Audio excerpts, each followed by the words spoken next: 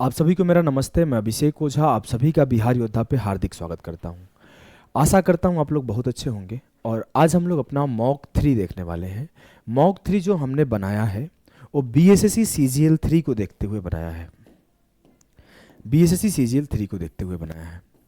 अगर आप BSSC CGL 3 के पेपर को के बारे में थोड़ा सा भी आपको पता होगा तो उसमें आपके टोटल 28 क्वेश्चन मैथ्स के आए थे।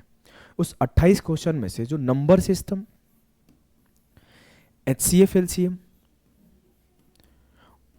एचसीएफ एलसीएम लिख देता हूँ, इतना ही काफ़ी है, और सिंप्लीफिकेशन, अगर इस 3 चैप्टर को आप देखोगे तो नंबर सिस्टम से अकेले 8-10 क्वेश्चन था, सिंप्लीफिकेशन से अकेले 6-8 क्वेश्चन था, एचसीएफ एलसीएम से 1-2 क्वेश्चन था, और आपके arithmetic math like ratio, simple interest, percentage, इसके बेसिक बेसिक सवाल थे।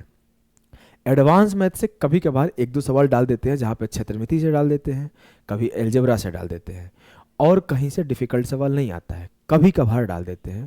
तो लास्ट क्लास में हमने शुरुआत के 1-2 सवाल एडवांस मैथ से रख दिए थे, क्योंकि हम टीचर हैं तो हमें हर नज़र को देख के चलना होता है। ऐसा नहीं कि मैं सिर्फ एक पैटर्न को पकड़ लूँ और 10 सवाल इजी ले आऊँ, करा के भाग जाऊँ। हमें हर नज़रिए से सोचना होता है, हमें हमेशा 360 डिग्री के नज़र से देखना होता है कि अगर किसी सिचुएशन में इस तरह से क्वेश्चन पूछ दे तो क्या करोगे आप, किसी और तरीके से घुमा के क्वेश्चन पूछ दे फिर क्या करोगे आप।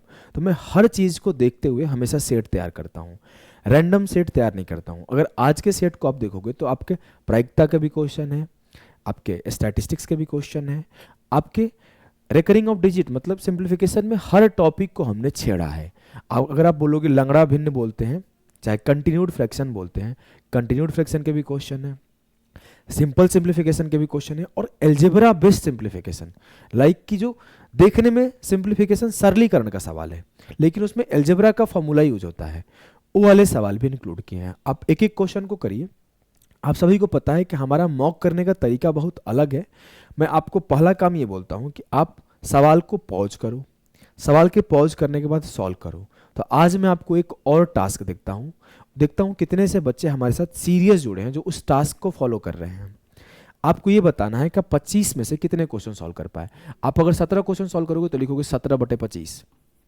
अगर आप 20 क्वेश्चन सॉल्व कर पा रहे हो तो लिखोगे 20/25। अगर आप 25 में से 25 सॉल्व कर लेते हो तो लिखोगे 25/25। इससे हमें पता चलेगा कि हमारे साथ जो जुड़े हुए बच्चे हैं उनका लेवल क्या है, और फिर मैं उसी लेवल के अकॉर्डिंग मैं सेट को थोड़ा ऊपर थोड़ा नीचे बनाया करूँगा। हम लोग ऑफलाइन क्लास में तो है नहीं, ऑफलाइन क्लास में हमारे सामने बच्चे होते हैं तो मैं उनसे बात करके उनको समझ के मैं समझ पाता हूँ किस बच्चों को कैसे समझाऊंगा तो उसे 100% समझ में आ जाएगा।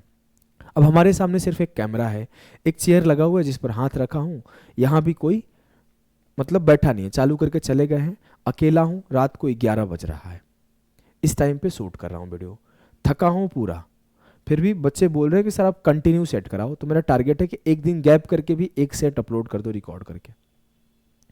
तो इस चीज़ को देखते हुए मैं लगा हूँ, तो आप लोग इतना तो कर ही सकते हैं, इतना तो हमारा मतलब हक है मांगना कि आप लाइक करो, आप अपना कमेंट करके बताओ कितना क्वेश्चन कर पाओगे। चलो मैं लाइक को टारगेट देता हूँ कि 2000 लाइक करो, कम से कम 2000 लाइक्स का टारगेट है। 2000 लाइक्स आएंगे तो मैं अगला 2 सेट को एकदम ज़बरदस्त तरीके का बना के ले आऊँगा। तो चलिए भाई क्लास स्टार्ट करते हैं।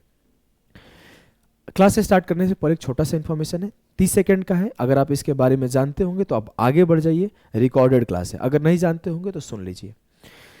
क्या है भाई, योद्धा बैच आ रहा है बीएसएससी को टारगेट करके। ये टारगेट बैच है जिसमें आपका थ्योरी रिवीजन बैच और क्वेश्चन कराया जाएगा।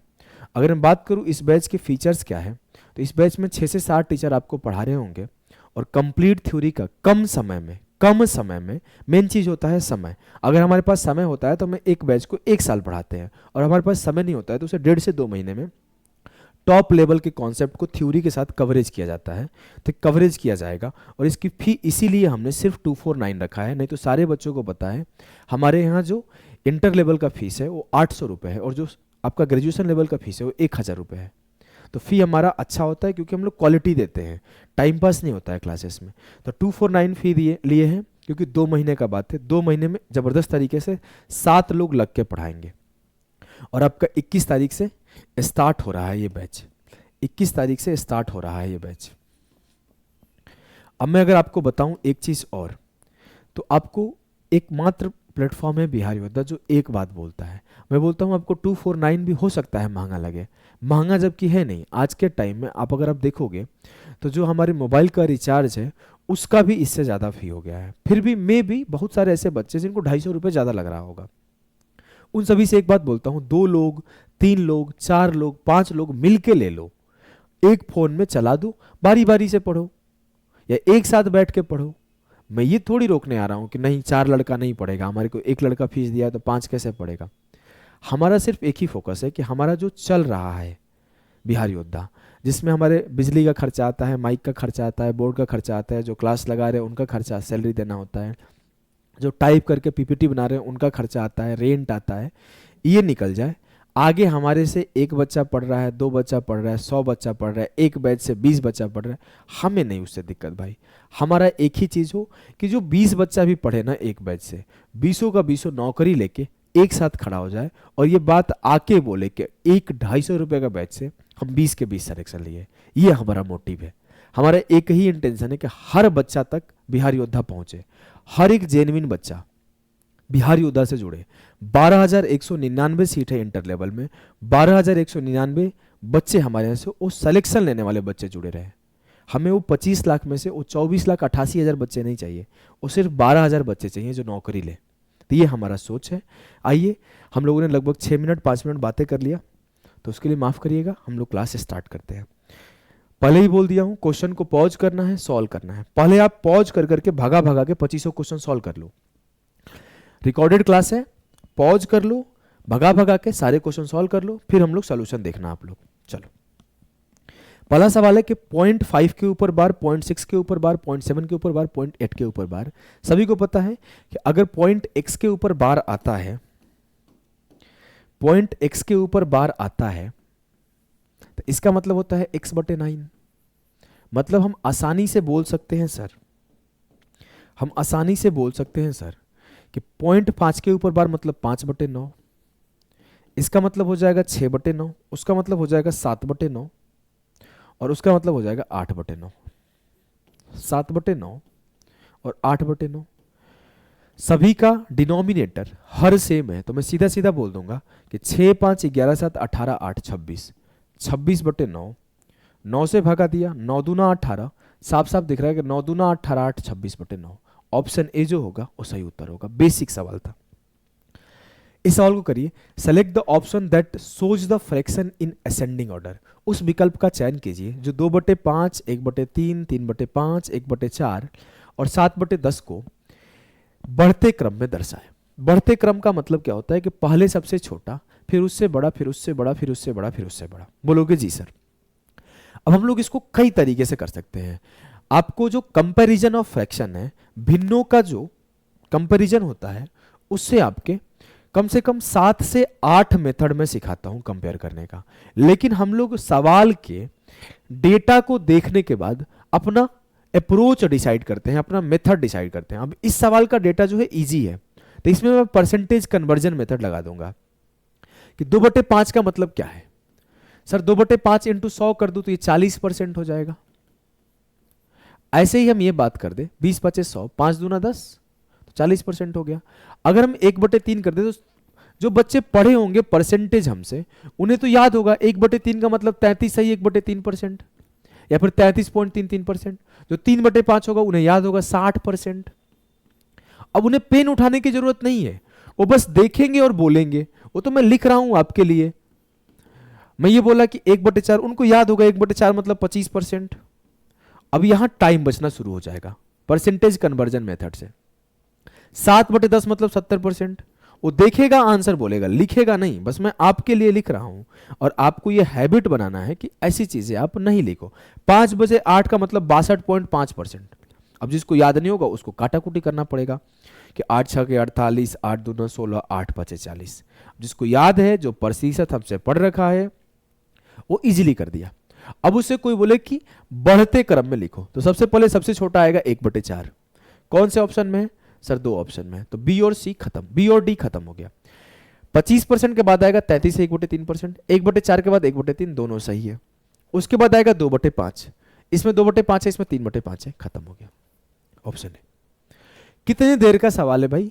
बहुत आसान सवाल है, बस आपको मेथड पता होना चाहिए कौन से मेथड से करूं। अभी हम क्या बता रहे थे, आप सवाल को पॉज कर रहे हो कि नहीं कर रहे हो? अगर आप पॉज नहीं कर रहे हो तो आपको कोई फायदा नहीं है। अगर आप खुद से कोशिश नहीं कर रहे हो सवाल सॉल्व करने का, तो हमसे पढ़ने का कोई फायदा नहीं है। आप कहीं भी पढ़ सकते हो, जो फिल्म की तरह देख लेना है तो फिल्म की तरह देखना ही है, तब कहीं भी पढ़िए, फिर हमसे क्यों पढ़ रहे हैं? पॉज करिए। अभी अभी क्या बोला था मैं, पॉज करके सॉल्व करिए। अभी अभी क्या बोला था कि जो कुछ सरलीकरण सिंप्लीफिकेशन के सवाल हैं उसमें ना एलजेब्रा के कॉन्सेप्ट को दे दिया गया था। अब एक नॉर्मल बच्चा होगा वो सॉल्व करने लगेगा, 15 का क्यूब, 20 का क्यूब, 25 का क्यूब, ये सब सॉल्व करेगा। लेकिन यहीं पे जो तेज बच्चा होगा वो देखेगा, उसे एलजेब्रा का बेसिक कॉन्सेप्ट आता है, उसे पता है कि बीजगणित और सरलीकरण के कॉन्सेप्ट को मिला के ये सवाल को बनाया गया है।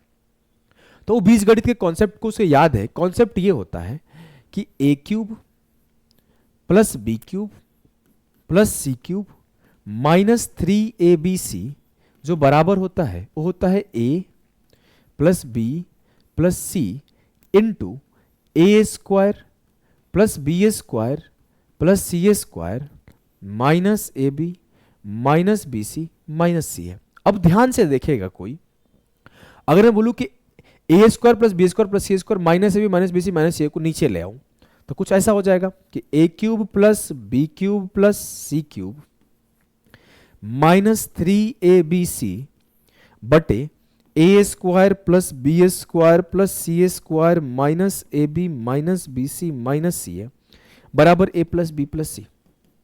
अब मैं आपसे बस एक बात पूछता हूं, अगर इस सवाल को आप थोड़ा ध्यान से देखते हो तो आपको क्या दिखेगा कि 15 का क्यूब प्लस 20 का क्यूब प्लस 25 का क्यूब माइनस 2250।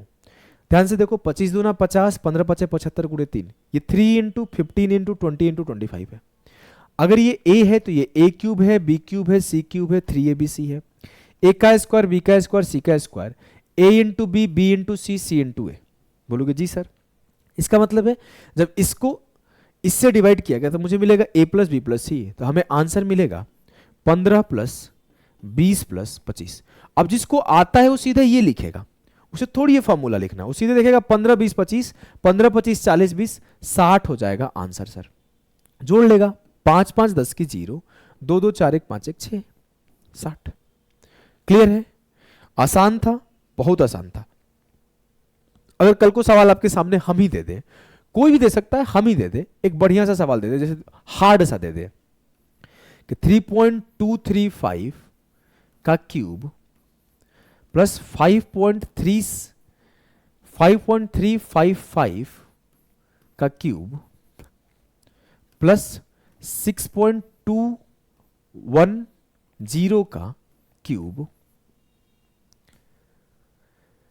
माइनस 3 इंटू 3.235 गुणे 5.3555 गुणे 6.210 बटे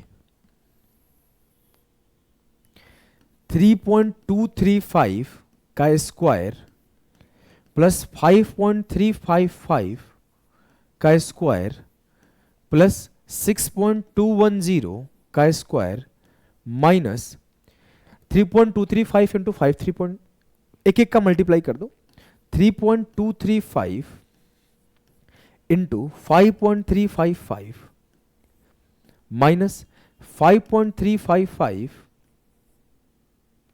इंटू 6.210 और माइनस 3.235 इंटू 6.210।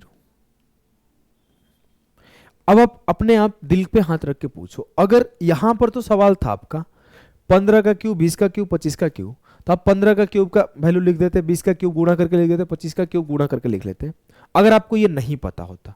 लेकिन इसी सवाल को हम थोड़ा हार्ड बना दे, थोड़ा कैलकुलेटिव बना दे, अगर ऐसा लिख दे जहां पे नंबर को 3-3 डिजिट तक दशमलव के स्थान में लिख दे, वहां पर अगर आपको फॉर्मूला नहीं पता है तो आप फंस जाओगे। चलिए इसका आंसर आप कमेंट बॉक्स में दीजिए और आप खुद पूछिएगा कि आप इसे 5 सेकंड 10 सेकंड में कर पा रहे हैं। देखते के साथ a cube b cube c cube minus 3abc a square b square c square minus a b b c c a, खत्म हो गया सवाल, आंसर। ये होना चाहिए, सीखना चाहिए। और यही चीज मैं बार बार बोलता हूं कि छोटी छोटी चीजें हैं जो आपको डिफरेंट बनाती है उस भीड़ से, जो भीड़ आपके 5 साल 6 साल से तैयारी कर रहा है और जो सिलेक्शन लेके नौकरी कर रहा है। बस ये छोटी छोटी चीज है, और यही छोटी छोटी चीज कमियों के वजह से आप पीछे रह जाते हो। इसी छोटी कमियों और खामियों को खत्म कर देंगे। लगे रहिए, पढ़ते रहिए, हम लोग यही है ना। इसे करो। A card is drawn at random from a deck of a card. What is the probability of getting a face card? ताश के पत्तों के गड़ी से रैंडमली यादृच्छिक रूप से एक पत्ता निकाला जाता है। फेस कार्ड मिलने की प्रायिकता क्या है? फेस कार्ड होता क्या है? किसी को याद है? चलो आज के बाद जीवन में नहीं भूलोगे। फेस कार्ड वो कार्ड होते हैं जिनका वैल्यू है जो सामने खड़े हैं।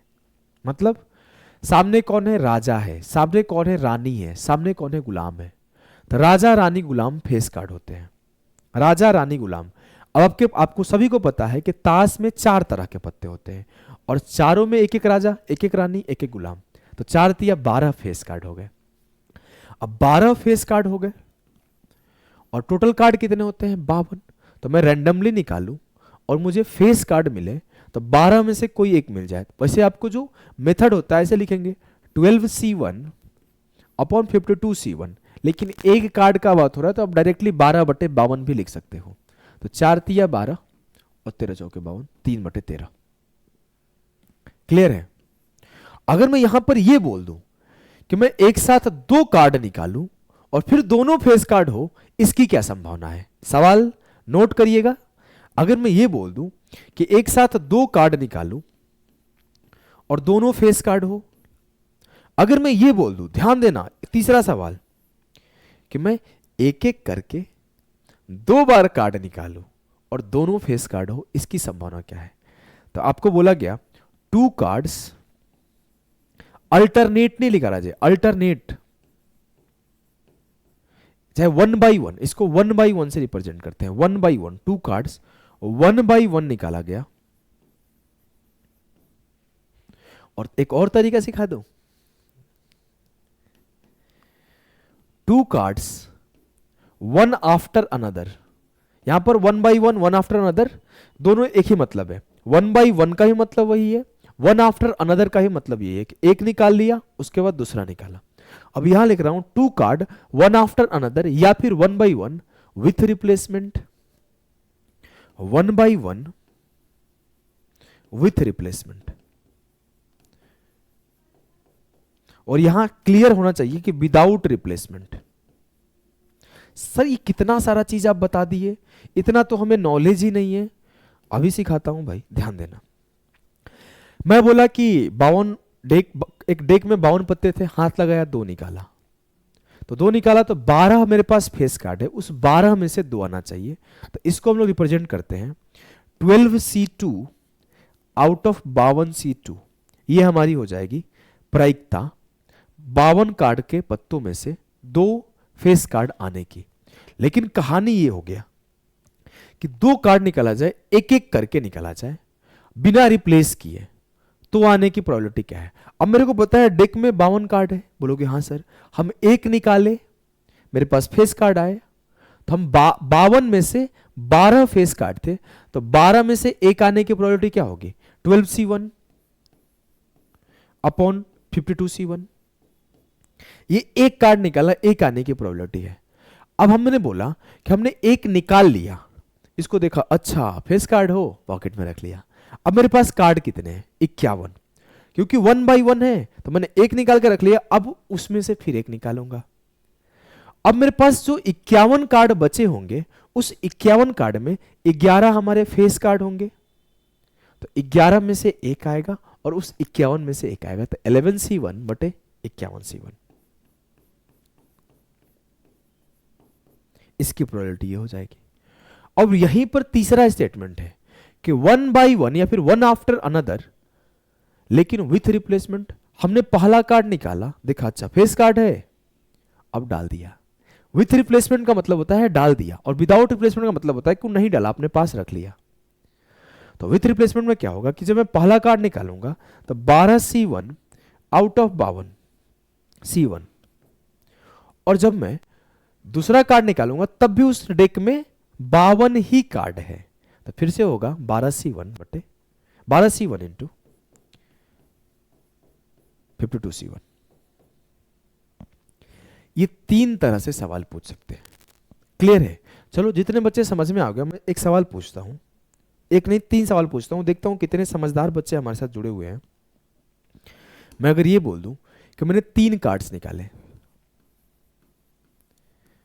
और यही सवाल है कि तीनों का तीनों फेस कार्ड होने की क्या प्रोबेबिलिटी है, तीनों का फेस कार्ड होने की प्रायिकता क्या है। फेस कार्ड को हिंदी में क्या बोलते हैं भाई? फेसी कार्ड बोलते हैं। फेस कार्ड होने की प्रायिकता क्या है? अगर मैं तीनों एक साथ निकालूं, 3 के 3 एक साथ,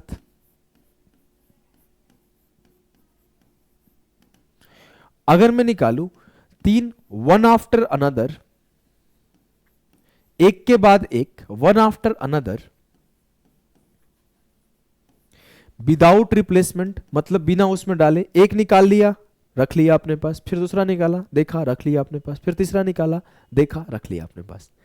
और तीसरा केस हमने बोला कि हमने फिर से 3 कार्ड निकाला और वन आफ्टर अनदर ही निकाला, वन आफ्टर अनदर ही निकाला, मतलब एक के बाद दूसरा ही निकाला, लेकिन यहां पर विथ रिप्लेसमेंट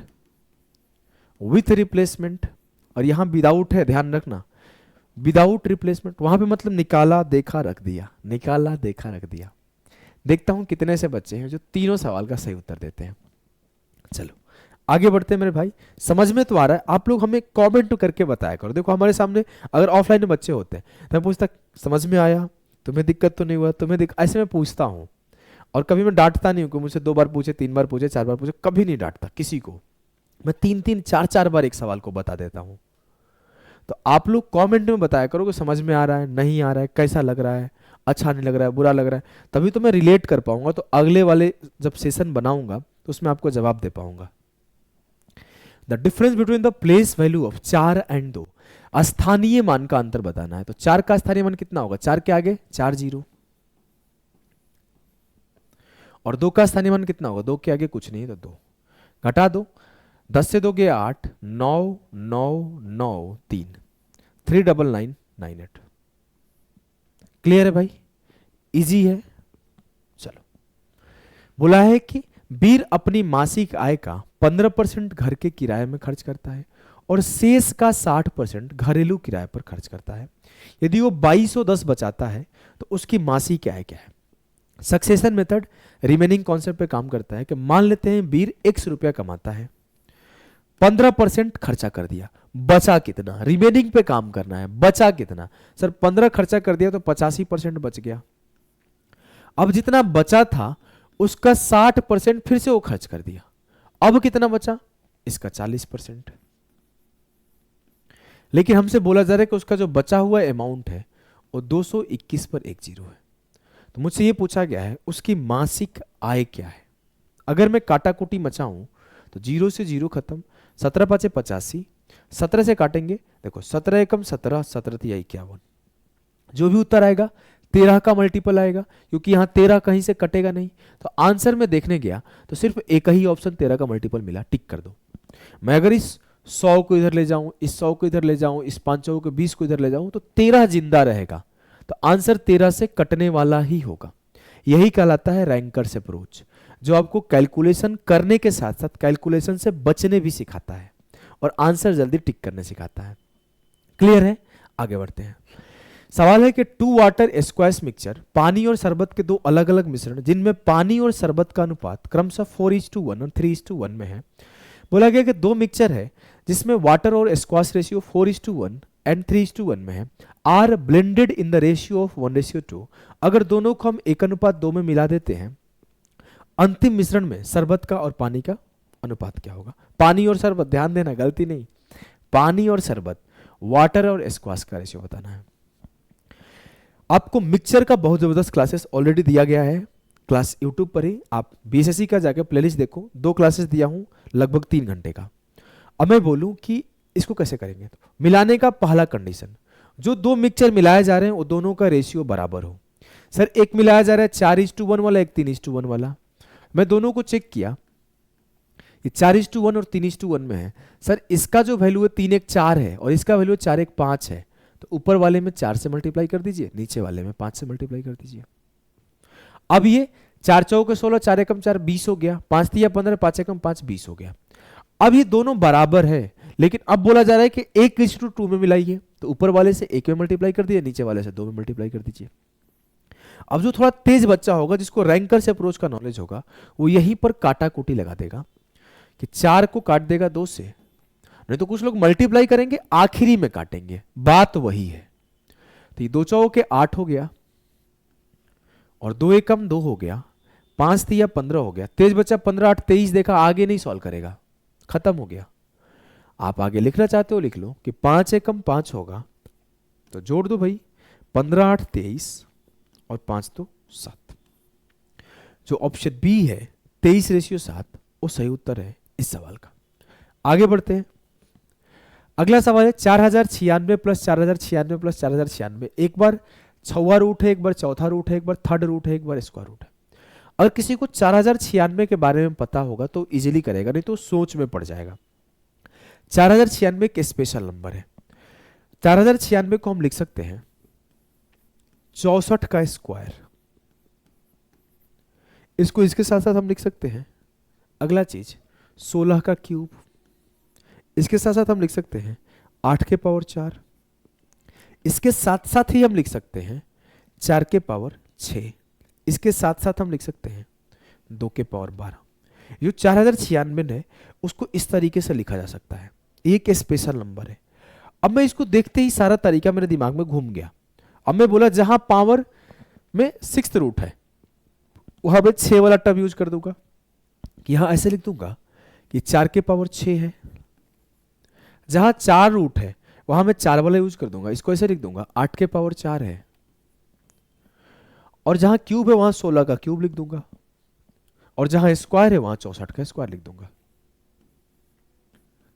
हो सकता है कि कुछ कल को ऐसा भी दे देता, कल को यहां बगल में एक बार ऐसे भी लिख के दे देता 12th रूट ऑफ 4096, तो मैं यहां लिख देता 2 के पावर 12। लेकिन नहीं दिया है तो हम इसको छोड़ देते हैं। अब 4 के पावर 6 को सॉल्व किया तो ये 4 आया, यहां 4 था, यहां 3 था, यहां 2 था। जब कुछ नहीं रहता है तो स्क्वायर रूट में 2 रहता है। यहां से 8 आ जाएगा, यहां से 16 आ जाएगा, और यहां से 64 आ जाएगा। सबको जोड़ दीजिए, 64 और 16 80 हो गया, 80 और 8 88 हो गया, 88 और 4 92 हो गया। 92 will be the correct Uttar of the सवाल। क्लियर है, समझ में आ रहा है? पॉज करके सॉल्व कर रहे हो कि नहीं कर रहे हो? पॉज करके सारे सवाल को सॉल्व करना है, पॉज करो और सॉल्व करो। बोला गया what is the sum of the square of the number from 3 to 18। 3 से 18 तक के संख्याओं के वर्गों का योग क्या होगा? इसका एक फॉर्मूला होता है। कितने ऐसे बच्चे हैं जिनको वर्गों का योग, आपको नॉर्मल नेचुरल संख्या का योग, कीड़े घुसने लगे रात को, नेचुरल संख्या का योग, क्यूब रूट का योग, सबका योग पता है? सारे बच्चों को पता होना चाहिए। ध्यान दो, अगर मैं बोल दूं कि प्रकृत संख्याओं का n तक का योग क्या होता है, याद है कि नहीं है? सर याद है, ये होता है n इंटू एन प्लस 1/2। अगर मैं इसके स्क्वायर का सम बोल दूं तो क्या होगा? सर ये होता है n into n plus 1 into 2n plus 1 into 2n plus 1/6। Sir cube का मैं आपसे अगर पूछ दूं तो ये होता है n into n plus 1 into n plus 2 into, अरे रे मेरे दिमाग में कुछ और चल रहा था, मेरे दिमाग में बताओ क्या चल रहा था, बता दूं? चलिए आपके सामने क्या ही छिपाना। एक बार सीजीएल बेंच में, जिस साल से मैं सीबीआई सेलेक्ट हुआ हूं, उस साल एक सवाल आया था। सवाल ये आया था कि 1 गुणा 2 प्लस 2 गुणे 3 प्लस 4 गुणे 5 टिल 22 गुणे 23, ऐसा ही कुछ था। आखिरी वाला मैं भूल रहा हूं, आखिरी वाला शायद 20 गुणे 21 था, 20 गुणे 21 था। इसका सम बताना था। इस सवाल को चलिए मैं आपको होमवर्क देता हूं। ये डिफिकल्ट सवाल है, हार्ड सवाल है, पेपर में भी काफी लोग नहीं कर पाए थे। और मैं अभी कल जब मैं पढ़ा रहा था अपने प्रैक्टिस बैच में, तो इस दोनों सवाल को आधार मान के एक सवाल हमने अपने तरफ से उस प्रैक्टिस बैच में कराया। सवाल जो हमने कराया, 1 गुणे 2 गुणे 3 जोड़ 2 गुणे 3 गुणे 4 जोड़ 4 गुणे 5 गुणे 6 टिल 10 गुणे 11 गुणे 12। चलिए ये भी आपका होमवर्क है। देखता हूँ कितने ऐसे बच्चे हैं हमारे साथ जो इस लेवल का पढ़ाई करते हैं, कहीं से भी अच्छे से भी पढ़ते हैं। अगर आप इस लेवल पर नहीं पढ़ते हो तो घबराना मत, ये मेरे दिमाग की बात है, ये सीजीएल और सीडीएस लेवल के आपके पेपर में नहीं आएगा, कभी नहीं आएगा, बिल्कुल मत घबराना। दिखावा नहीं कर रहा हूँ, बस दिमाग में आ गया, मेरे दिमाग में वो आ गया, इस वजह से हमने बता दिया, ठीक है। हम लोग जिस सवाल पे उस पर फोकस करते हैं, हम इसके केस पर फोकस कर रहे हैं। हमसे उनके वर्गों का योग पूछा गया है, 3 से 18 तक की संख्याओं का वर्गों का योग। अगर हम बोले भाई कि 1 से लेकर 18 तक के संख्याओं का वर्गों का योग क्या आएगा, तो आप इजीली बोल दोगे sir n into n plus one into two n plus one upon 6। तो n into n plus one into two n plus one upon 6, 6 तिया 18, तो हो जाएगा 3 इंटू 18 एक 19 और 18 दूना 36 एक 37। सर ये 1 से लेकर 18 तक के स्क्वायर का सम होगा, लेकिन हमसे अगर सवाल में देखा जाए तो पूछा गया है 3 से लेकर 18 तक का सम, मतलब मुझे यहां से स्टार्ट करके और इसके आगे का सम बताना था। आपने जबरदस्ती ये दोनों जोड़ दिया है, जबरदस्ती जोड़े हो, 1 का स्क्वायर 2 का स्क्वायर आपने जबरदस्ती जोड़ा है, मतलब इस 1 का स्क्वायर प्लस 2 का स्क्वायर को फाइनल आंसर में से घटा लेंगे। हमें पूछा तो गया था 3 के स्क्वायर से 18 के स्क्वायर तक, जी सर हमने जबरदस्ती 1 का स्क्वायर 2 का स्क्वायर जोड़ा है तो उसे घटा लूंगा। तो 1 का स्क्वायर 1 होता है, 2 का स्क्वायर 4 होता है, तो 4 1 5 इसमें से घटा लेंगे। सॉल्यूशन नहीं करेंगे, इकाई अंक देखते हैं। रैंकर अप्रोच में मैं 17 अप्रोचेज सिखाता हूं, लगभग 17 अप्रोचेज में कभी आपका यूनिट डिजिट अप्रोच आएगा, कभी आपका डिविजिबिलिटी अप्रोच आएगा, कभी शिफ्टिंग आएगा, कभी वेटेड एवरेज आएगा, तो उसका ही एक अप्रोच है इकाई अंक अप्रोच या फिर यूनिट डिजिट अप्रोच, तो उसको लगाते हैं हम लोग। 3 × 27 का 7, 7 × 49 का 9, 9 - 5, आंसर का इकाई अंक 4 आएगा। ऑप्शन बी, ऑप्शन बी जो है वो सही उत्तर है इस सवाल का। आगे बढ़ते हैं। बोला गया find the median of the following, निम्नलिखित संख्याओं का माध्यिका ज्ञात कीजिए। पहला सेट में ही हमने माध्यिका का नियम बता दिया है, तेजी से करूंगा, रुकूंगा नहीं, स्लो नहीं करूंगा। सबसे पहले दिए गए संख्याओं को या तो बढ़ते क्रम में या घटते क्रम में व्यवस्थित कर ले। सबसे छोटा 16 है, फिर 17 है, फिर 18 है, फिर 19 है, फिर 20 है। तो 16, 17, 18, 19, 20। अब कितने संख्या है, 5 इधर है तो 5 इधर है, 10 है, मतलब 20 के दो संख्याओं का मुझे एवरेज लेना है। 20 के बाद जस्ट बड़ा कौन सा है, 25 है, इसका औसत ले लीजिए। आगे का 3 कुछ भी जाए, 4 कुछ भी जाए, फर्क नहीं पड़ता, हमने व्यवस्थित कर लिया। तो 20 और 25 का औसत क्या आएगा, 20 + 25/2, 45/2। इसका मतलब है 2 दूना 4, 2 दूना 4, 22.5 जो आएगा वो उत्तर आएगा। क्लियर है मेरे भाई, क्लियर है कि नहीं है, अरे बोलो, समझ में आया कि नहीं आया। अगला सवाल है the sum of 5 consecutive number is 240, find the sum of the first and last number. तेज बच्चा तो 96 आंसर टिक कर दिया होगा। 5 क्रमागत संख्याओं का योगफल 240 है, पहली और अंतिम संख्या का योगफल ज्ञात करिए। कॉन्सेप्ट ऑफ औसत, हमने एवरेज का 4 घंटे का क्लास यूट्यूब पर लिया है आपके बीएसएससी के लिए, जाके आप चेक करिए। एवरेज के कॉन्सेप्ट हम लोग लगाएंगे, किसके कॉन्सेप्ट लगाएंगे, एवरेज के कॉन्सेप्ट। एवरेज का कॉन्सेप्ट क्या होता है, ये हमारा योग है कितनी संख्याओं का, 5 संख्याओं का। अगर इसे 5 से डिवाइड कर दूं तो एवरेज क्या आ जाएगा, 48। सर औसत होता क्या है, औसत होता क्या है, औसत होता है, अरे बोलो क्या होता है, नहीं याद है। औसत होता है सर पहला संख्या आखिरी संख्या का आधा, या फिर औसत होता है बीच वाला संख्या। हम लोग औसत को 3 तरीके से निकालते हैं।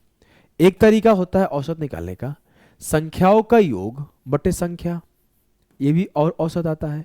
एक तरीका होता है कि औसत होता है पहली संख्या प्लस आखिरी संख्या, पहली संख्या प्लस आखिरी संख्या बटे 2।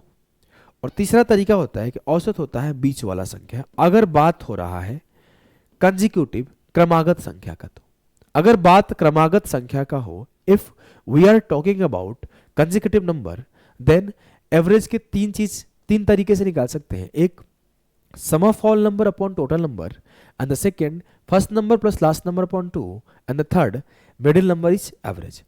अब यहां पर मैं 2 तरीके से देख सकता था। अगर मेरा मिडिल नंबर एवरेज है तो इसे 2 से गुणा कर दूं, 48 × 96 हो जाएगा, या फिर मैं इन दोनों को जोड़ दूं, 46 + 50, तो 4 और 5 9 और 6 0 6 96 हो जाएगा। क्लियर है? अच्छे लेवल का कॉन्सेप्ट है, थोड़ा सा हाई लेवल के कॉन्सेप्ट से किया। बेसिक बच्चे बेसिक तरीके से कर सकते हैं। बेसिक तरीका क्या होगा, ये आपका रैंकर अप्रोच है, आपका बेसिक अप्रोच मैं नहीं सिखाया। आप कमेंट करना बेसिक अप्रोच के लिए, मैं आने वाले टाइम में बेसिक अप्रोच भी सिखा दूंगा, ठीक है। चलो, बोला है what will be the remainder wait 99 के पावर 99 प्लस 99 डिवाइडेड बाई 100। 99 के पावर 99 प्लस 99 को जब 100 से विभाजित किया जाता है तो कितने का रिमाइंडर आएगा बताइए। 9 घंटे का क्लास दिया हूं, नंबर सिस्टम का पढ़ाया हूं, ये सब कुछ। 99 के पावर 99 मतलब इसको लिख सकता हूं 100 माइनस 1 के पावर 99, और ये 99 को मैं लिख सकता हूं 100 माइनस 1। बोलोगे जी सर अब इसे 100 से भागा देना है। 100 से जब इन साहब को भागा दूंगा 0 का रिमाइंडर आएगा। ये साहब -1 है, इस साहब 0 देंगे, ये साहब -1 है।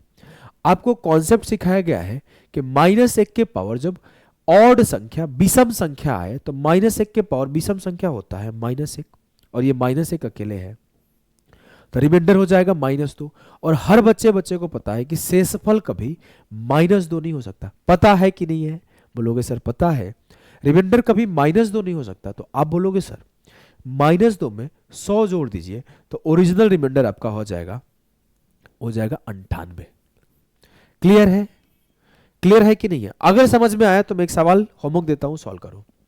मैंने बोला कि 73 के पावर 73 प्लस 73 बटे 72, और एक सवाल यहीं पर कि 73 के पावर, इसी को कॉपी कर देते हैं ना, लिखना नहीं पड़ेगा। 73 के पावर 73 अपॉन बटे 74, दोनों का अलग अलग आंसर। क्वेश्चन नंबर एक नहीं देते हैं, क्वेश्चन नंबर ए और क्वेश्चन नंबर बी। बताइए सॉल्व करके, दोनों का अलग अलग आंसर आएगा, ध्यान देना, ठीक है। चलो, इकाई अंक अगर आप जाओगे 9 घंटे के नंबर सिस्टम में तो आपके इकाई अंक पढ़ा रखा हूं, और आपके इकाई अंक से सवाल बार बार आ रहे हैं, शेषफल प्रमेय से भी और इकाई अंक से भी। क्या होता है कहानी कि sir what is the unit digit of दिए गए बड़ी सी संख्या का इकाई अंक क्या है। कॉन्सेप्ट आपको पता होना चाहिए, concept of cyclicity. Concept of cyclicity में यह कहा जाता है कि हर संख्या अपने चौथे साइकिल पर रिपीट करता है, और उसमें एक्सेप्शन दिया जाता है कि जो 0 है, जो 1 है, जो 5 है, ये 6 है, इनका इकाई अंक कभी नहीं बदलता। जो 4 है, 4 के ऊपर अगर सम संख्या रख दो तो इसका इकाई अंक हमेशा 6 आता है, और 4 के ऊपर हमेशा ऑड संख्या रख दो तो इसका इकाई अंक हमेशा 4 आता है। सेम 9 के साथ है, 9 के साथ अगर ऊपर इवन संख्या रख दो, मतलब सम संख्या रख दो, तो उसका इकाई अंक 1 आता है, और 9 के ऊपर अगर विषम संख्या रख दो तो उसका इकाई अंक 9 आता है। अब आगे बचा 0 1 5 6 हो गया, 4 और 9 हो गया, तो बचता है 2 3 7 8। इनकी साइक्लिसिटी 4 होता है, मतलब ये हर चौथे के बाद अपना इकाई अंक रिपीट करते हैं। अब मैं देखूं ये 5 के पावर सर कुछ भी हो उसका इकाई अंक तो 5 आ जाएगा। सर 4 के पावर इवन संख्या है तो 4 के पावर इवन पर इकाई अंक 4 दे देगा। कोई बच्चा हड़बड़ा के सॉल्व करेगा, सर 3 के पावर 1632 से क्या इकाई अंक आएगा? हम नहीं करेंगे। क्यों? 5 में जब 4 मल्टीप्लाई होगा 20 बन जाएगा, और एक बार 0 मिल गया तो हमेशा इकाई अंक 0 ही होता है। हमें सॉल्व करने की जरूरत नहीं है, यही रैंकर अप्रोच है। आपको 3 स्टेप 4 स्टेप आगे जाके सोचने सिखाता है। आपको लिखना नहीं पड़ेगा, पेन बिना पेन उठाए देखोगे 5 वाला 5 हो जाएगा, 4 वाला 4 हो जाएगा, 5 का भी 0, आंसर खत्म। समझ में आया कि नहीं आया? मैं ये बोलना चाहता हूं, आप जीवन में कितना भी बड़े बड़े संख्या मल्टीप्लाई कर दो, 2 गुणे 3 गुणे 7 गुणे 5 गुणे 8 गुणे 3 गुणे 1 गुणे 9 गुणे 13 गुणे 18 गुणे कुछ भी गुणा कर दो, जैसे आपको 2 और 5 मिल गया तो इस संख्या को गुणा करने के बाद कुछ भी आएगा तो बड़ा सा संख्या आएगा, लेकिन आखिरी में तो जो बचे 10 ही आएगा।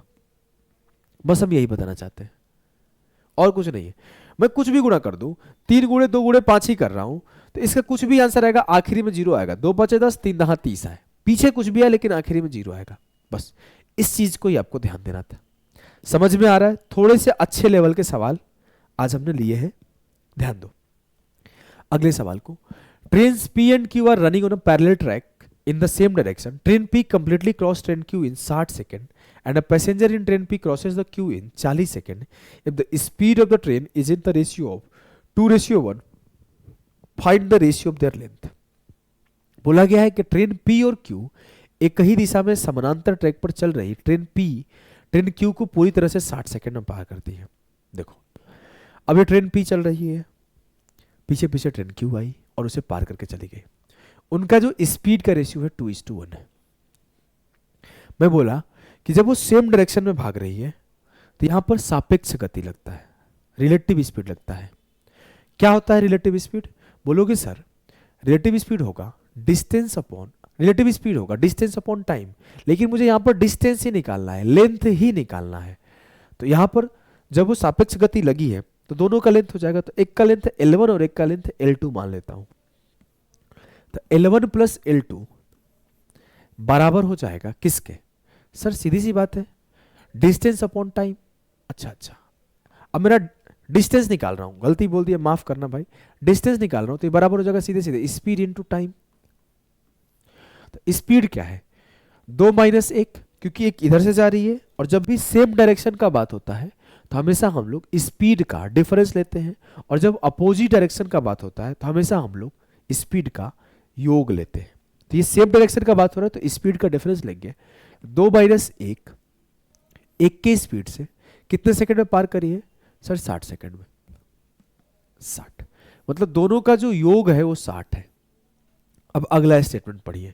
बोला गया ट्रेन P में मौजूद एक यात्री ट्रेन Q को 40 सेकंड में पार करता है। मान लो कि मैं ट्रेन में P में बैठा हूं ऐसे, अब ट्रेन Q आई चल गई, अब ट्रेन P के साथ साथ मैं भी मूव कर रहा हूं, लेकिन ट्रेन Q आई और सामने से चल गई तो ट्रेन Q सिर्फ अपना लेंथ क्रॉस करी है। ट्रेन Q मेरे सामने से सिर्फ अपना लेंथ ऐसे आई और क्रॉस करके चली गई। बोलोगे जी सर, तो उस केस में जो स्पीड होगा, Q का लेंथ लिख रहा हूं यहां पर P और Q लिख दूं क्या ज्यादा अच्छा रहेगा? P प्लस Q याद रहेगा। तो यहां Q को Q से लिख दिया तो Q का लेंथ हो जाएगा 2 माइनस 1, 1 गुणे 40। अब Q का लेंथ 40 है, P प्लस Q का लेंथ 60 है, तो P का लेंथ क्या हो जाएगा? 60, अगर इसका 40 है तो इसका 20 हो जाएगा। तो रेशियो काट लीजिए सर, 1:2 में उनका लेंथ का अनुपात आएगा, उनकी लंबाई का अनुपात 1:2 में आएगा। बढ़िया सवाल था लेकिन इजी सवाल था। बोला गया है, इस सवाल को पढ़िए। व्यक्तियों के एक समूह की औसत आयु 34 वर्ष थी। 36 वर्ष और 38 वर्ष की आयु के 2 व्यक्ति उनके साथ जुड़ गए, इसलिए नए समूह की औसत आयु 1 वर्ष की वृद्धि हो गई। समूह में व्यक्तियों की मूल संख्या ज्ञात करिए। सीधा हम लोग डेविएशन विचलन लगाएंगे। हुआ क्या है, 34 साल एज था, एक 36 साल का आदमी आया, मतलब 2 साल ज्यादा लेकर आया। अगर वो 34 लेकर आता, मान लो 34 औसत था और 34 ही लेकर आता तो 34 में समेटा जाता, काम खत्म, कोई भी चेंज नहीं आता ना। चेंज आया क्यों, बदलाव आया क्यों एवरेज में? उसका एक ही रीजन है, वो है कि वो 2 केजी ज्यादा लेकर आया। दूसरा 38 केजी का आया, 38 सॉरी केजी नहीं वर्ष है, माफ करना, 34 वर्ष का ही आदमी आता तो 34 वर्ष औसत था, 34 ही औसत रह जाता, कोई चेंज नहीं होता।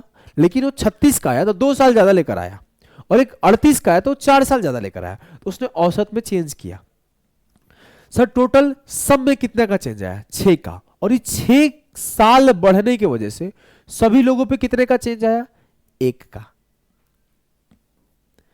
मतलब टोटल 6 लोग थे, टोटल 6 लोग थे, लेकिन सर 6 लोग तो बाद में हुए होंगे ना, जब 2 आए होंगे तब तो 1 से औसत चेंज हुआ होगा, उसके पहले 2 नहीं थे तो 4 ही लोग थे ना। सवाल ध्यान से पढ़ना, find the original number of people, 4 होगा। अगर हमसे ये पूछता कि करेंट में कितने लोग हैं, अभी कितने लोग हैं, तब 6 आंसर होता। तो यहां पर गलती कर देते हैं काफी बच्चे, तो इसीलिए यहां पर इसको सिली मिस्टेक वाले सवाल कहलाते हैं। जब मैं रैंकर से अप्रोच पढ़ाता हूं तो एक लेक्चर इसके ऊपर भी लेता हूं कि कहां पर आपको गलतियां नहीं करनी है, और ये सारे गलती होने वाले सवाल को एक जगह इंक्लूड करके मैं करा देता हूं। ठीक है, चलो अगले सवाल को देखेंगे। अब ये सवाल भी अलजेब्रा बेस्ड है, बहुत पुराना सवाल, लगभग 3 से 4 बार आपके बीएसएससी में आ चुका है, इंटर लेवल भी आ चुका है, सीजीएल में भी आ चुका है। फॉर्मूला आपको याद होगा कि जब a प्लस बी के होल स्क्वायर में से a माइनस बी के होल स्क्वायर को माइनस करते हैं तो ये 4ab आता है। अब ध्यान दो सर, ये a प्लस बी का होल स्क्वायर, ये a माइनस बी का होल स्क्वायर, तो ऊपर हो जाएगा 4ab 4AB, तो नीचे हमारे पास ऑलरेडी A इंटू बी है, ऑलरेडी हमारे पास A इंटू बी है, तो ए बी खत्म हो गया, तो आंसर हो गया 4। आसान सा सवाल है, कई बार आ चुका है। इसे करिए। बोला एक बैग में 3000 रुपए है जिनमें 50 रुपए, 100 रुपए, 10 रुपए के मूल्य वर्ग के नोट है। यदि 100 रुपए, 50 रुपए और 10 रुपए के नोटों की संख्या 5, 8, 10 है, तो 100 रुपए, 50 रुपए, 10 रुपए के अनुपात जो है 5:8:10 है।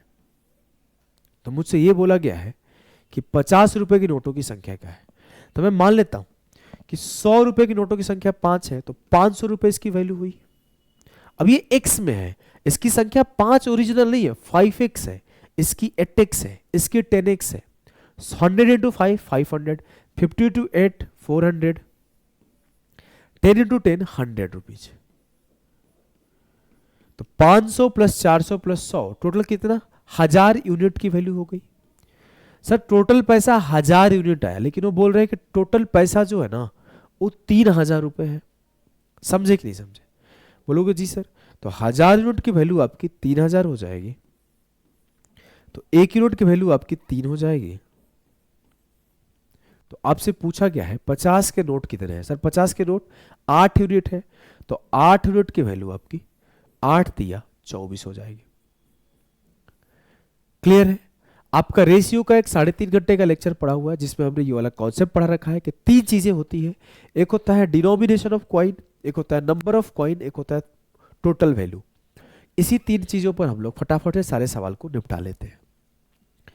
आगे मूव करते हैं भाई। बोला गया find the average of first 10 odd prime number. प्रथम 10 विषम संख्याओं का औसत ज्ञात करिए। मॉक 2 या फिर मॉक 1 में एक कॉन्सेप्ट पढ़ाया था, याद है कि नहीं? आपको याद नहीं होगा, दोबारा लिख देता हूं कि सम ऑफ फर्स्ट 9 प्राइम नंबर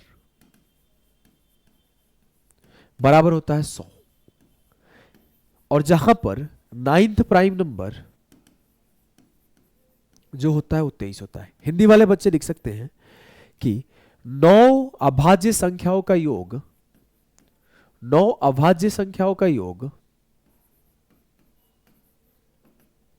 अभाज्य संख्याओं का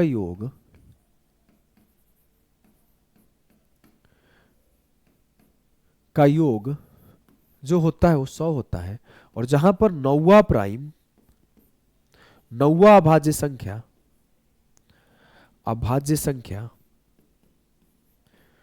जो होता है वो आपका 23 होता है। ये 2 बातें लिख सकते हो। अब मैं अगर आगे बात करूं मेरे भाई, तो आप यहां पर हमें बोला गया find the average of first 10 odd prime number, और आपको पता है जो पहला प्राइम संख्या होता है वही सम संख्या होता है, और यहां बोला गया 10 विषम अभाज्य संख्याओं का योग बताएं। अब मुझे पता है ये जो 9 अभाज्य संख्याओं का योग होगा, 2 से स्टार्ट हुआ होगा और 23 तक हुआ होगा, उसका सम 100 आया होगा। अब मुझे बोला 2 को लेना ही नहीं है, 3 से आप स्टार्ट करो। तो मुझे ये पता चला कि प्रथम 8 विषम अभाज्य संख्याओं का योग, इसमें से 100 से 2 माइनस कर लो, 98 है। मतलब यहां तक का सम जो आएगा वो 98 आएगा। अब इसके बाद अगला कौन सा प्राइम आता है? 29। अगला कौन सा प्राइम आता है? 31। हमने 29 और 31 इंक्लूड कर लिया, तो सबका सम क्या आ गया मेरे लाल? जोड़ दो। 98 में इस 60 को जोड़ दिया तो 148 आ गया। अब औसत क्या होता है? औसत होता है योग बटे टोटल संख्या, तो 148 बटे 10। गलती जोड़ दी क्या? 9 6 15, 158 आएगा। 31 29 60 हो गया, तो 98 में 60 जोड़ो तो 158 बटे 10, 15.8 होगा। क्लियर है? बेहतरीन सवाल है। नॉर्मल बच्चे जाएंगे वो क्या करेंगे? 3 plus 5 plus 7 plus 11 plus 13 plus 17 plus 19 plus 23 plus 29 plus 31 ऐसे लिखेंगे। तुम जाओगे बोलोगे यहां तक 98 होता है, 2 को आगे लिखेगा, आंसर आ जाएगा। समझ में आ रहा है कि नहीं आ रहा है? थोड़ा तेज तो नहीं पढ़ा रहा हूं, ऐसा तो नहीं बहुत तेज हो रहा है, तेज तो नहीं है। चलो, क्या बोला गया है कि राकेश ने एनसीसी और पीपीएफ में 2 अलग अलग योजनाओं में क्रमशः 14% और 11% की वार्षिक चक्रवृद्धि ब्याज पर 10,000 रुपये निवेश किए। यदि 2 वर्षों के लिए कुल ब्याज 2726 रुपये है तो इसमें निवेश की गई राशि क्या थी? 10,000 रुपये को दो जगह, एक जगह 14% के हिसाब से, एक जगह 11% के हिसाब से चक्रवृद्धि ब्याज पर पैसे लगाए गए हैं। सर चक्रवृद्धि ब्याज क्या होता है? चक्रवृद्धि ब्याज होता है सक्सेसिव इंक्रीज। 2 साल के लिए 14% पर लगा होगा तो कितने का ब्याज आया होगा? तो 14 + 14 + 14 इंटू 14 × 100। तो आप बोलोगे 28 + 1.96, ये हो जाएगा 29.96। तो 14% वाले पर 29.96% का ब्याज आया होगा। जब 11% पर लगा होगा तो कितने का ब्याज आएगा? 11 + 11 + 11 × 11/100। तो आप बोलोगे 22 + 1.21, सर 23.21% का ब्याज आया होगा। बोलोगे जी सर। अगर वो पूरे के पूरे 10,000 को ही 14% पर लगा देते तो कितने का ब्याज आता? अगर पूरे के पूरे 10,000 को ही 14% पर लगा देते तो कितने का ब्याज आता? तो आप बोलोगे सर 10,000 का 29.96% निकाल लीजिए, 29.96% निकाल लीजिए। 40 से 40 खत्म, 1996 का ब्याज आता। और अगर हम ये बोले कि पूरे 10,000 को ही वो 11% पर लगा देता तो कितने का ब्याज आता? तो आप बोलोगे सर 10,000 इंटू 23.21/100। तेज बच्चा तो अब देखते ही बोल देगा कि 40 इसमें भी कट जाएगा सर, तो 2321 का ब्याज आएगा। अब कहानी ये है कि ना पूरा पैसा 14% पर लगा है, ना पूरा पैसा 11% पर लगा है। अगर 14 पर लगता तो होता और 11 पर लगता तो वो होता। अब मैं बात करूंगा हुआ क्या है। हुआ ये है कि ना मेरा 2996 का ब्याज आया है और ना मेरा 2321 का ब्याज आया है। सर ब्याज आया है कितना? तो 2726 का। एलिगेशन लगा देंगे, एलिगेशन हम लोग लगा देंगे। एलिगेशन क्या होता है? बड़े वाले से छोटे को माइनस कर लो। तो 6 से 6 गया 0, 9 से 2 गया 7, 9 से 7 गया 2, इसको माइनस करेंगे। 6 से 1 गया 5, 2 से 2 गया 0 और 7 से 3 गया 4।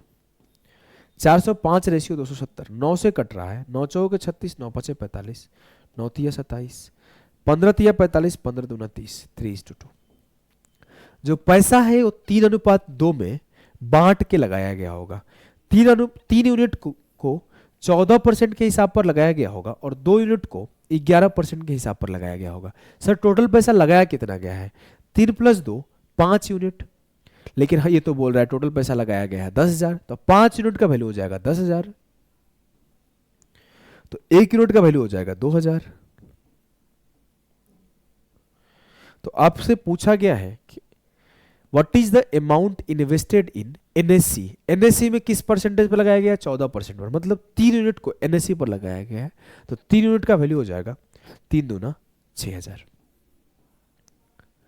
क्लियर है? क्लियर है कि नहीं है? अगर क्लियर नहीं है तो आप एक बार पीछे जाके समझो, सब कुछ समझ में आ जाएगा।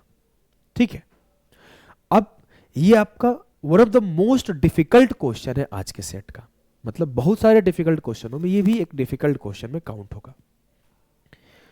आगे बढ़ते हैं। बोला गया है ययाति एक वस्तु को 13% हानि पर बेच दी। 100 का सामान है, 13% हानि का मतलब क्या है मेरे लाल? 87 रुपए में बेच दी। यदि उसने इसे 49 रुपए अधिक में बेचा होता, अरे रे आसान सवाल है, तो उसे 22% का लाभ होता। यदि 100 के सामान को 87% में बेच दी, अगर वो 22% आगे 122 पर बेचती तो उसे 49 का फायदा होता।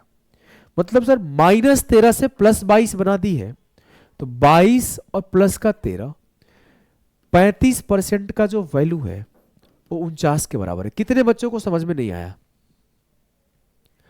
हमने बोला कि 100 रुपए सीपी है, नंबर लाइन कॉन्सेप्ट। आपको प्रॉफिट लॉस 4 घंटे पढ़ाया गया है, जाकर पढ़ोगे तो एक कॉन्सेप्ट है नंबर लाइन कॉन्सेप्ट।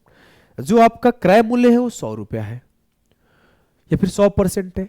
इससे 13 कम 87% में पहले बेच रही थी। बोलोगे हाँ सर। अब इससे 22 ज्यादा 122% में अब बेच रही है। बोलोगे हाँ सर। कितना ज्यादा है सर? 35 ज्यादा है, मतलब उसके परसेंटेज में कितने का चेंज आया, 35% का चेंज आया। सर उसमें वैल्यू में कितने का चेंज आया, 49। जब वो 49 बढ़ रही है तो 35% बढ़ रही है, तो 35% का वैल्यू है 49। तो मुझसे बोला है what should be the selling price of the item to gain a profit of 30%। 30% का लाभ पाने के लिए वस्तु का बिक्री मूल्य क्या होगा। 13 का मल्टीपल सिर्फ एक ही है। सर 30% का लाभ चाहिए, मतलब 100 का वैल्यू 130 में बिचेगा, तो 35% का वैल्यू पता है, 130% का वैल्यू निकालना है।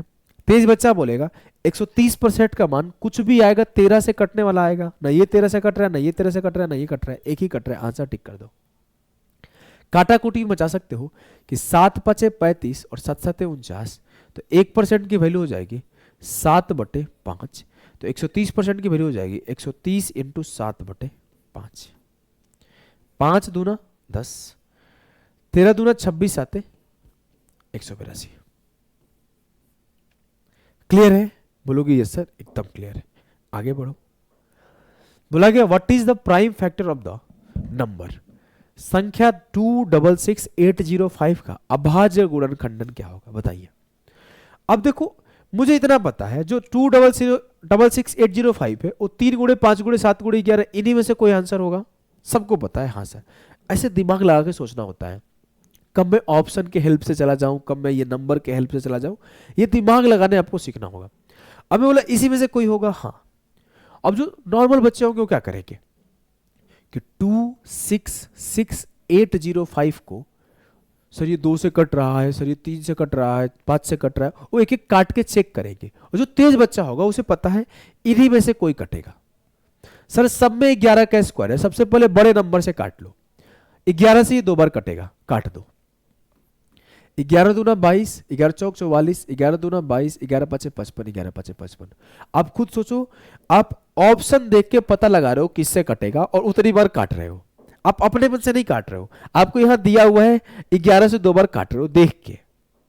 अदर बच्चे सोचेंगे, आप देख के काटोगे। कैसे करोगे आगे, 11 दूना 22, 11 दूना 22, 11 पचे 55। सर ये 5 से भी कट रहा है, 3 से भी कट रहा है, 7 से भी कट रहा है, किससे काटो, 7 से काट देते हैं। अब 7 से या तो 2 बार कटेगा या 3 बार कटेगा या 1 बार कटेगा। पहली बार काटा 7 तिया 21, 7 एकम 7, 7 पचे 35, फिर 7 से कट रहा है, 7 चौक 28, 7 पचे 35। आप चेक कर सकते थे 7 से कट रहा है कि नहीं कट रहा है। अब ये 7 से नहीं कट रहा है, अब ये 5 से कट रहा है, 5 नमा 45, 9 होगा 3 गुणे 3। मुझे पता चल गया 2 बार 3 आएगा, 1 बार 5 आएगा, 2 बार 7 आएगा, 2 बार 11 आएगा, 2 बार 3। सर एक ही ऑप्शन में खत्म। तेज बच्चा तो ये भी नहीं करता, सिर्फ 9 से काट के चेक कर लेता। देखो मेरे तो एक चीज और दिमाग आ गया, जो तेज बच्चा होगा एक बार जब 9 से काटेगा आगे वो 3 से कटेगा ही नहीं, एक ही ऑप्शन में 9 है, खत्म। इस सबको टिक, सिर्फ एक ही ऑप्शन में सिंगल लाइन है, तो 3 के स्क्वायर से काट के काम निकाल लेता। समझ में आ रहा है कि नहीं आ रहा है, बताओ भाई। चलो आगे बढ़ते हैं। बोला गया है कि 5 साल के लिए प्रतिवर्ष 9% सरल ब्याज पर, सिंपल इंटरेस्ट साधारण ब्याज होना चाहिए, साधारण ब्याज पर, यहां पर साधारण होना चाहिए, साधारण ब्याज पर निवेश किए गए x उतनी ही ब्याज पैदा करती है जितनी y के निवेश पर 4 साल के लिए प्रतिवर्ष 7.5 साधारण ब्याज मिलता है।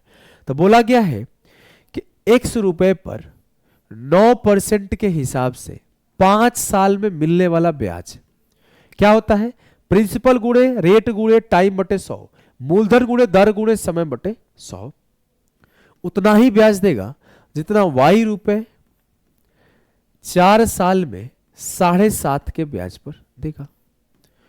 तो ये दोनों ब्याज हमने बराबर कर दिया, 100 से 100 खत्म, 5 से 15 पचे 75 खत्म, 15 चौके 60, 9y, तो 9x बराबर 6y। मुझे x अनुपात y पूछा गया है, तो x अनुपात y हो जाएगा 6/9। 6/9 को काटूंगा तो 3 दूना 6 और 3 तिया 9, कटा कि नहीं कटा, अरे बोलो मेरे लाल, कटा कि नहीं कटा, कट गया। आगे बढ़ो, इसे करो। बोला गया है if 16th and 20th term of an AP are 385 and 441 respectively, then what is the 90th term। बोला है किसी समांतर श्रेणी का 16वां और 20वां पद 385 और 441 है, तो उसका 90वां पद कौन सा होगा। सभी को पता है कि nवां पद an का वैल्यू कैसे लिखा जाता है, a plus n minus one into D. अब तेज बच्चा को ये याद है तो सीधे बोलेगा 16वां पद होगा 16 से 1 गया 15 डी, 20वां होगा 20 से 1 गया 19 डी। वो ये नहीं करेगा कि a plus 16 minus one into D लिखेगा, 16 है तो एक कम कर देगा, बोलेगा कि a प्लस 15 डी का मान जो है वो है आपका 385 और a प्लस 19 डी का जो मान है वो है आपका 441। सीधा सीधा बोलेगा इससे इसको माइनस कर दीजिए, तो a से 1 खत्म, 19 डी से 15 डी जाएगा तो 4 डी बचेगा कि नहीं बचेगा, बोलोगे हाँ सर। 11 से 5 गया 6, 13 से 8 गया 5, 56 आ गया, काटोगे तो डी का मान आ जाएगा 14 चौके 56। क्लियर है। अब तेज बच्चा बोलेगा डी जो है 14 है तो आंसर 7 का मल्टीपल आना ही आना है, एक ही ऑप्शन है 7 दूना 14 7 21 और कोई 7 से कट नहीं रहा है। फिर भी आओ धीरे धीरे निकालते हैं। डी का मान 14 है तो किसी एक में पुट कर दो, a प्लस 15 गुणे 14 बराबर 385, तो a बराबर हो जाएगा, अच्छा जरूरी थोड़ी ये मल्टीपल आएगा, बेबी ना भी आए, ये डाउटफुल है आंसर, ये शायद ना आए क्योंकि a के वैल्यू पर आंसर डिपेंड करता है ना, क्या डी के वैल्यू पे थोड़ी आंसर डिपेंड करता है, ये आंसर नहीं भी हो सकता है। देखते हैं सॉल्व करके देखते हैं, क्योंकि a का मान जो आएगा उसमें ऐड हो जाएगा तो हो सकता है डी 7 का मल्टीपल बने 7 का मल्टीपल ना बने, क्योंकि a का मान पे आंसर डिपेंड कर रहा है, a का मान से पता चलेगा। 14 5 70, 14 कम 14 7 21, 210 आ गया, ये 385 है, सब कुछ सही है। 14 5 70, 14 14 7 21, a बराबर हो जाएगा 385 माइनस 210, तो 5 8 से 1 गया 7 और 3 से 2 गया 1, 175, a का मान 175 आया। तो अब चांसेस है कि आपका a आंसर हो जाए क्योंकि ये भी 7 का मल्टीपल है। अब मुझसे बोला गया है कि उसका 90वां पद ज्ञात करिए। 90वां पद क्या होगा, a प्लस 89 डी होगा, a का मान 175 है, d का मान 14 है तो 89 गुणे 14 कर दो, इकाई अंक देखते हैं 14 9 26 से और ये 5 होगा, 6 5 11, आंसर 1 हो गया। अच्छा कुछ लोग के दिमाग में चल रहा होगा सर अब पहले 7 का मल्टीपल आंसर टिक किए फिर 7 का मल्टीपल काट दिए और फिर आप बताए वही आंसर होगा, ऐसा क्यों आप किए, इतना सारा बात आपके दिमाग में क्यों आया, मेरे दिमाग में क्यों नहीं आ रहा है, आओ बताता हूं। हमने देखा कि 14 के गैप पर है, मतलब अगर कोई संख्या अगर कुछ भी होगा तो हर बार 14 14 आगे बढ़ेगा, मतलब आंसर जो आएगा 14 इंटू समथिंग आएगा तो आंसर 7 का मल्टीपल आएगा। तब तक मेरे दिमाग में एक और क्लिक कर गया चीज, अरे भाई क्या पता ए कुछ ऐसा नंबर हो जो चेंज कर दे आंसर। जैसे बताता हूं क्या, अगर मैं बोल दूं कि ये 2 है, 14 2 16, 16 14 30, 30 14 44, 44 14 कितना हो रहा है 58, एक भी 7 का मल्टीपल नहीं हो रहा है। अब सर 7 का मल्टीपल हुआ क्यों फिर आपके मन में आ रहा है, आप बताता हूं। ये जो 175 है ये 7 से कटने वाला नंबर आ गया, ये बाय डिफॉल्ट जो a हो गया वो 7 का मल्टीपल हो गया, इसीलिए आंसर यही हो गया। अब मैं यहां से 7 से स्टार्ट कर दूं, 7 में 14 जोड़ा 21, 21 में 14 जोड़ा 35, 35 में 14 जोड़ा 42, अभी 7 ही का मल्टीपल रहेगा, ये हम 35 में 14 जोड़ेंगे 49 होगा, ऐसे ये 14 14 बढ़ेगा तो 7 का मल्टीपल बनेगा, तो ये 7 का मल्टीपल है, इसमें 14 14 बढ़ेगा तो 7 ही का मल्टीपल आंसर होगा। या फिर आप ऐसे भी सोच सकते थे कि a प्लस 89 ही निकालना है और a में भी 7 है और d में भी 7 है तो 7 कॉमन होगा तो 7 से कटने वाला आंसर होगा, ये सोचने का तरीका है। क्लियर है, बोलोगे हाँ सर, चलो इसे करो। बोला गया एक बैग में 30 गेंद रखी है जिन पर 1 2 3 4 30 तक अंकित किया गया है। बैग से यादृच्छिक रूप से एक गेंद निकाली जाती है, बैग से निकाली गई गेंद पर अंकित संख्या के 4 या 6 से विभाज्य होने की प्रायिकता क्या है। दो अलग अलग बात है, यहां पर सवाल को ध्यान से पढ़ना। एक बैग है जिसमें 30 गेंद है, अब मैं एक बैग ऐसे आंख बंद करके निकाला तो या तो 4 या 6 का मल्टीपल आ जाए। अगर ये बोले कि 4 और 6 का मल्टीपल आ जाए मतलब ये एंड, और या तो ये बोले कि 4 और 6 का मल्टीपल हो जाए मतलब या, ये दो अलग अलग आंसर आएंगे। अगर मुझसे बोलेगा 4 एंड 6 का मल्टीपल आ जाए तो इसका मतलब है 4 और 6 का एलसीएम 12 का मल्टीपल आ जाए, तो 1 से लेके 30 तक में 12 का मल्टीपल कितनी संख्या है? एक 12 है, एक 24 है। तो क्या प्रायिकता बनेगा सर? 2/30, 1/15। लेकिन मुझसे वो नहीं पूछा है, लेकिन ऑप्शन में एक आंसर वो दिया हुआ है। काफी लोग गलती कर देंगे, समझ गए? मुझे पूछा है 4 और 6 का मल्टीपल आ जाए, मतलब या तो 4 से कट रहा हो या 6 से कट रहा हो। अब 4 से कटने वाली संख्या कैसे निकालेंगे? ऐसे निकालेंगे कि सर 4 हो सकता है, 8 हो सकता है, 12 हो सकता है, 16 हो सकता है, 20 हो सकता है, 24 हो सकता है, 28 हो सकता है।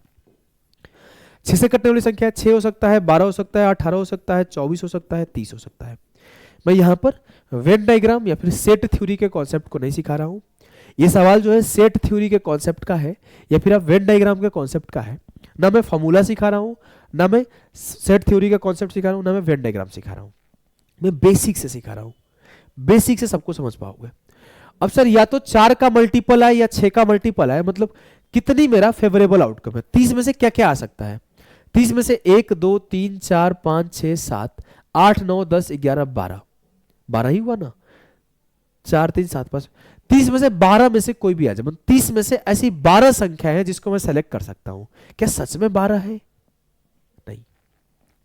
जब आप 4 का मल्टीपल लिख रहे थे सर, तो आप यहां पर भी 12 को लिख लिए थे और यहां पर भी लिख लिए थे, यहां पर भी 24 को लिख लिए थे यहां पर, क्योंकि 12 जिस बॉल पे लिखा होगा तो एक ही होगा ना। बोलोगे हाँ, मतलब 4 3 7 यहां और एक 8 एक 9 एक 10, टोटल 10 संख्याएं ऐसे हैं जिसमें से कोई भी आ जाए। 30 में से 10 मेरा फेवरेबल है। 1 से लेकर 30 तक बॉल पर नंबर लिखा गया होगा, तो उसमें से ये नंबर पर लिखा हुआ संख्याएं 10 है। उन 10 में से कोई भी ऐसे आंख बंद करके निकालू तो आ जाए, वो 10 में से कोई एक आ जाएगा, तो मेरा प्रायिकता सही होगा। अब ये 10 आउट ऑफ कितना? 30, तो ये होगा आंसर 10/30, मतलब 1/3 जो है वो सही उत्तर है। अच्छे लेवल का सवाल है। एक सवाल पूछ लूं, आ जाओ। मैं बोलूं कि एक बैग है, जिस बैग में 1 से लेकर 50 तक लिखे गए बॉल है। 1 2 3 4 5 6 7 8 50 तक लिखा हुआ है। बताइए कि 3 और 5 का मल्टीपल आने का क्या संभावना है? अगर मैं रैंडमली बॉल में हाथ, बैग में हाथ डालूं और बॉल निकालूं, तो क्या चांसेस है कि जो बॉल आए या तो 3 का मल्टीपल आए या 5 का मल्टीपल आए? उसकी प्रायिकता क्या है? अगर आप इंग्लिश में पढ़ना चाहते हो, there is a bag in English में पढ़ लेते हैं जैसे देख के। अ बैग कंटेन्स 50 बॉल्स, इधर से बोल सकते हो अ bag contains 50 balls, numbering 1 to 50, numbering 1 to 50। आप यहां आगे पढ़ोगे, a ball is drawn at random from the bag, find the probability that the number marked on the ball drawn from the bag is the multiple of 3 और 5। हिंदी वाले बच्चे, 1 से लेकर 50 तक एक बैग में बॉल रखे गए हैं, क्या चांसेस है कि जब मैं एक बॉल निकालूं तो मेरे 3 या 5 के मल्टीपल आए? कमेंट में आंसर दे जाना। आखिरी सवाल है लैडर थ्योरम का, या फिर बोल सकते, लैडर थ्योरम बोल रहा हूं, कंटिन्यूअस लंगड़ा भिन्न का, लैडर फ्रैक्शन का, कंटिन्यूअस फ्रैक्शन का, इसे होमवर्क दे रहा हूं। कितने ऐसे बच्चे हैं, पहले ये बताओ, यहां तक देखे हो?